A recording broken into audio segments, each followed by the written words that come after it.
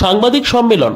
আংশিকভাবে আমাদের দাবি পূরণ হয়েছে। যে তালিকা প্রকাশের কথা আমরা বলেছিলাম সেই মতো ডিআই অফিসে তালিকা পাঠানো হয়েছিল, তাতে আমরা বেশ কিছু ভুল দেখছি। যোগ্যদের নাম অনেকেরই বাদ হয়েছে। আজ এবং কাল আমরা সময় দিয়েছি, তা না হলে আমরা আবারও বিকাশ ভবন ঘেরাওয়ের ডাক দেব।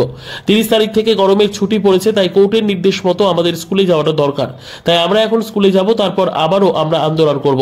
এখন আমরা এসএসসির সামনে থেকে আন্দোলন প্রত্যাহার করছি, আর আমাদের রিভিউ পিটিশনও করতে হবে। তার জন্য সমস্ত কিছু রেডি করব। শহীদ মিনারে আপাতত যাদের নাম আসেনি তাদের নিয়ে আমরা অবস্থান করব। শহীদ মিনারে আজ এবং কাল আমরা আন্দোলন চালাবো। ইতিমধ্যেই যাদের নাম আসেনি তাদের নাম সংগ্রহ করে আমরা চেয়ারম্যানকে জমা দিয়েছি। গতকাল টেন্টেড মিছিল এখানে এসে আমাদের উপর আক্রমণ করা মন্তব্য করে। পুলিশের কাছে আমরা গেলেও তারা নীরব দর্শকের ভূমিকা পালন করে। দফায় দফায় ঝামেলা হয়, ইট তুলে ছোড়া হয়। সেই কথা চিন্ময় মণ্ডল বোঝাতে গেলে তারা তাদের আক্রোশ মেটানোর জন্য আমাদের উপর চড়াও হয়। চিন্ময়কে থাপ্পড় মারা হয়। রিভিউ পিটিশনে যাতে কোনো বাধা না হয় তার জন্য আমরা চেয়ারম্যানকে সময় দিলাম।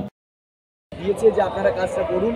আমরা এখন এখান থেকে যারা আছি তারা আমরা শহীদ মিনারে যাব এবং শহীদ মিনারে গিয়ে আমরা ওই ওকালতনামা সাইনের কাজটা যেমন করব, পাশাপাশি যাদের নাম আসেনি তাদের সঙ্গে নিয়ে এখন ওইখানে একটা এই দাবিতে ধর্ণা অবস্থানটা চালাবো।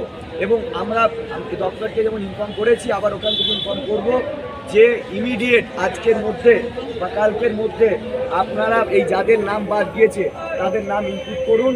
যদি না হয় তাহলে কিন্তু আমরা ইমিডিয়েট আবার বিকাশ ভবন অভিযানে ডাক দেবো।